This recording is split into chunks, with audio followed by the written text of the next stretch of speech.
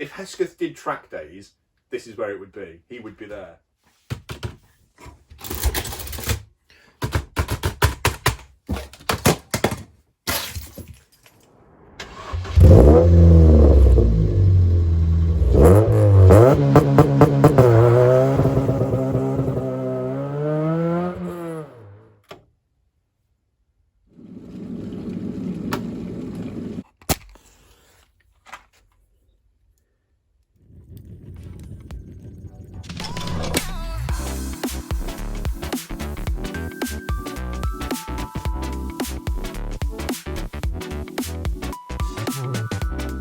End up driving a Cayman GTS at the ring?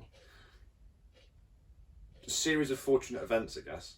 I thought it was a wind-up, and when I landed in Luxembourg, I thought I'd been stitched up. So I got a phone call from Autosport magazine.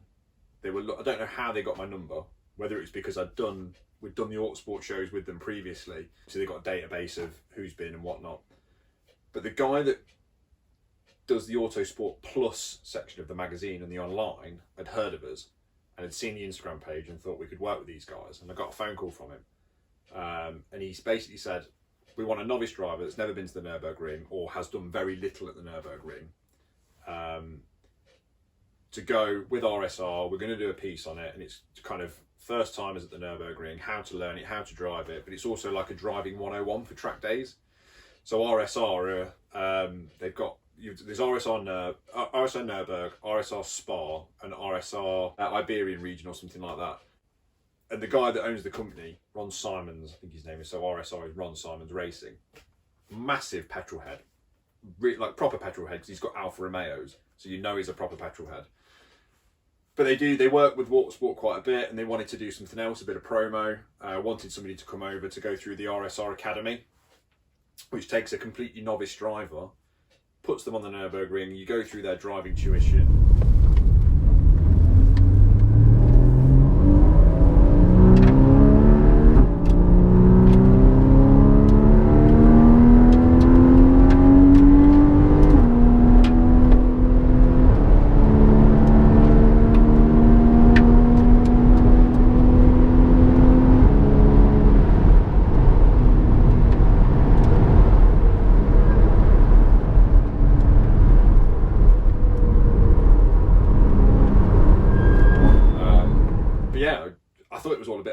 So basically got a phone call, said, look, can you come out to Germany in the next 3 to 4 weeks? I was like, yep, you just give me a weekend. I've got nothing on at the minute. Said, are you going to drive over? No, I'm going to fly. So flew into Luxembourg airport, which is when I thought I'd been stitched up, because I got my baggage and they said, oh, there'll be a car waiting for you. There wasn't a car waiting for me. And you start to have this panic of, got nowhere to stay. So I rang my wife and I was like, I couldn't get any signal on my phone to ring the guys that were supposed to be picking me up. So I rang my wife and said, look, can you ring this guy? His name's Costas. He's supposed to be coming to pick me up. She managed to get hold of him and said, yeah, don't worry, he's just running a bit delayed. This is about 20 minutes away. Next thing I know, this Volkswagen Scirocco with lime green racing stripes rocks up. And it's Costas, this Greek dude with a great big bushy beard. Really, really nice guy. He was like their media guy. Stayed at the house with these couple of guys and met who would be my tutor for the 2 to 3 days, a guy called Luis Ramirez, a Mexican guy. First Mexican to race on the Nurburgring, Nordschleifer or something like that in VLN. But he's like a BMW Motorsport, not factory back driver as such, but yeah, hell of a guy, hell of a driver. And he was going to be my tutor for a couple of days. So we woke up the next morning, went to RSR's offices, started their driver academy, which started with learning how to hold a steering wheel properly. I thought there was only one way to hold a steering wheel, you just put your hands on it, but it was more how to turn. So, you know, if you're going lock to lock, you taught to do the hand shuffling, the shuffle, which is fine on the road, but you don't want to do that on the track. So he kind of said, you know, if you go in over lock, you would take this hand off and you come back round that way, so you've got the strength in your arm to pull back round if you need to. And then you wind the lock off, you can kind of let it slip through. I spent sort of 5 minutes just sitting there doing this, learning this on the steering wheel. And then it was how to sit in the car. So we went out into the Porsche, and he said, right, set the seat. And I'm not the tallest, still maintain that I'm 6 foot with my work boots on when I get my health assessment done.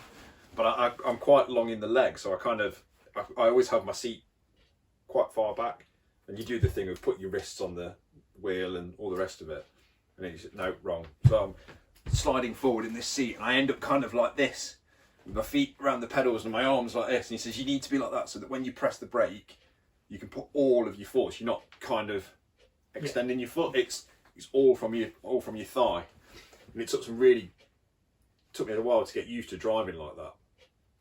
And I was driving around in this BMW M4, trying to drive like that, and it's like when he wasn't looking, I kept sliding the seat back a bit because it just wasn't comfortable. Yeah, we did a day in that, doing all that sort of stuff. Went on their simulator, learnt the Nurburgring. I spent, from the phone call to getting there, I spent most nights on Gran Turismo trying to learn the track, which was an absolute waste of time. The only good thing that the PlayStation or Xbox or whatever you play it on teaches you is which way it goes next. Does it go left? Does it go right? The thing it cannot teach you is the elevation changes, where the bumps are. You know, you think you're driving like a demon on the PlayStation, and I was doing all right with it, thinking I was setting pretty good lap times on there. Lewis jumps on the simulator and just absolutely blitzes it. But then when you go out and do it for real life, it's just the most terrifying place in the world.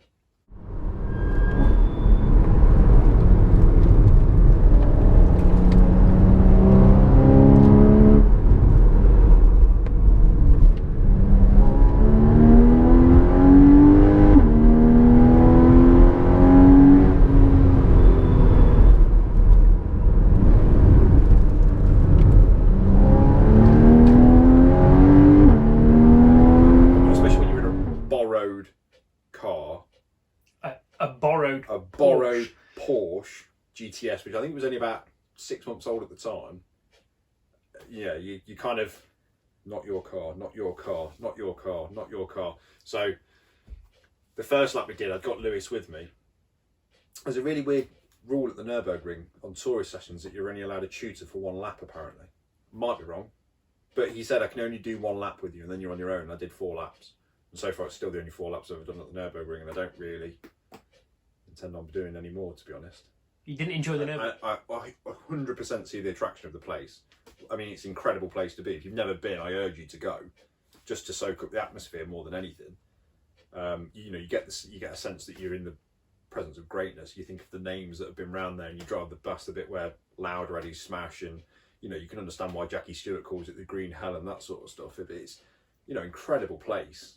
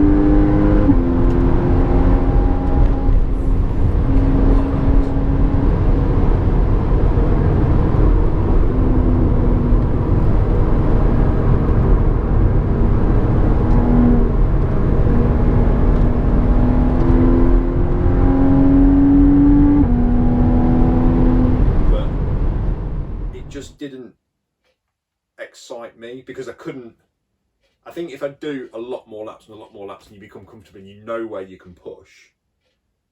But I think there's also that thing, especially in a tourist session, where in the back of your head, if it goes wrong, it's going to cost you a lot of money. We went through the industrial estate where the manufacturers have got their factories. You've got like Aston Martin, Jaguar, BMW, there's I think it's Manthey Racing, places like that, the tuning companies. And the biggest unit is owned by the people that make the barriers. Which shows where the money goes, because if you have an accident there big enough and it goes wrong, it's going to cost you a hell of a lot of money. And I got the indemnity form that I signed for the Porsche, and you don't really read these things until afterwards, and my excess was €25,000. And I was kind of glad that the first lap with Lewis, he was go, egging me on sort of thing. And it was great to have that knowledge to know, right, I can push here, I can push here. The second lap, I kind of tried to remember what he was doing.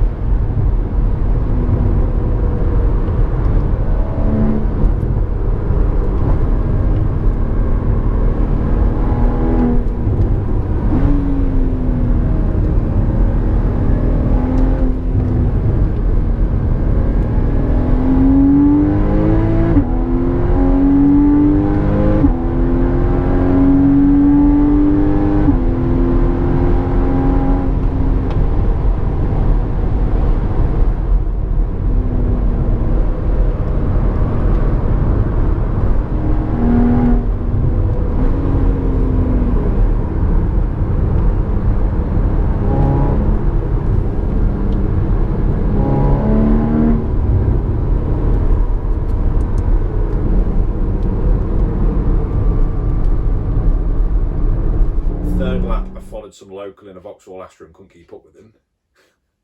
So the fourth lap I was just kind of like, right, do you know what? I've got what is possibly the best racetrack in the world. I've got a great car. I'm just going to enjoy it. Push it where I know I can push it, but I'm just going to soak it up, look round and just enjoy it.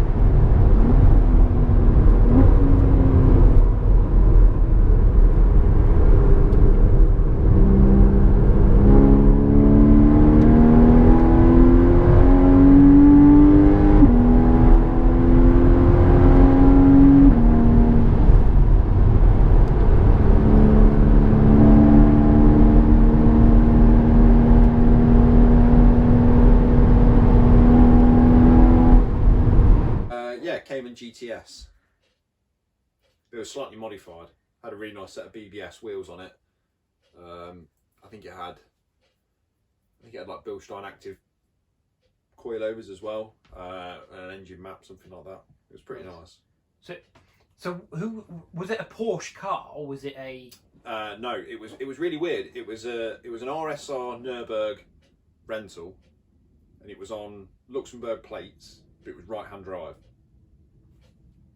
Because everything I'd gotten used to. Well, I kept getting in the wrong side of the BMW that I was using, getting in the driver's seat and with no steering wheel. So I kind of got used to it, and I got in our passenger side of this Porsche, and there was no steering wheel in front of me. I was like, oh, I thought this is quite beneficial because at least I'm right-hand drive on a track I'm not used to, but I'm comfortable in the car, sort of thing. Yeah, it's familiar. Yeah.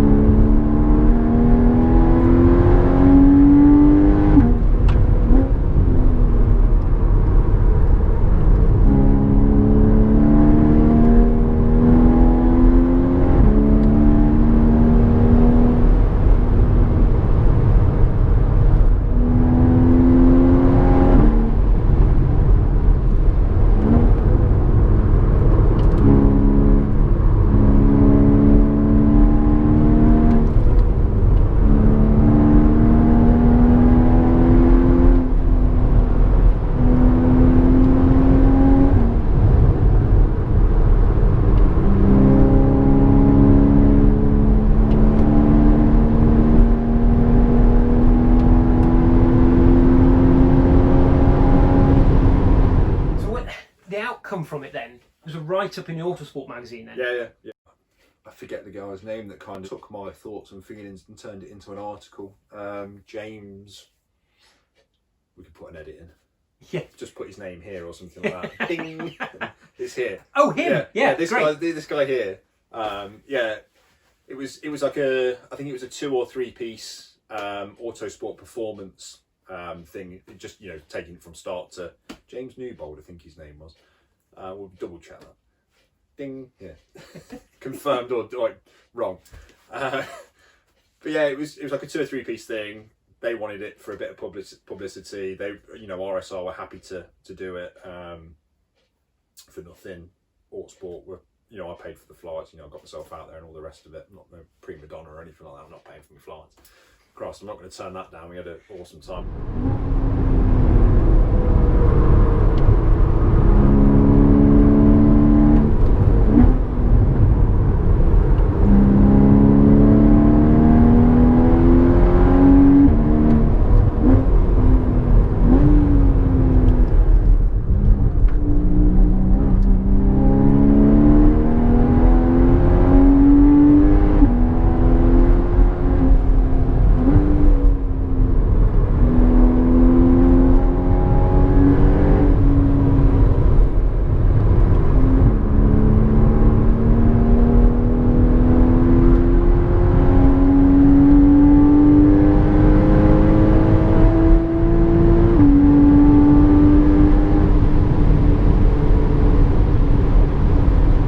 Thank you for watching. Do stay tuned for part 2, where we're going to talk to Jay about the next part of his adventures with RSR Nurburg at Spa. If you like the video, do please like, share and subscribe.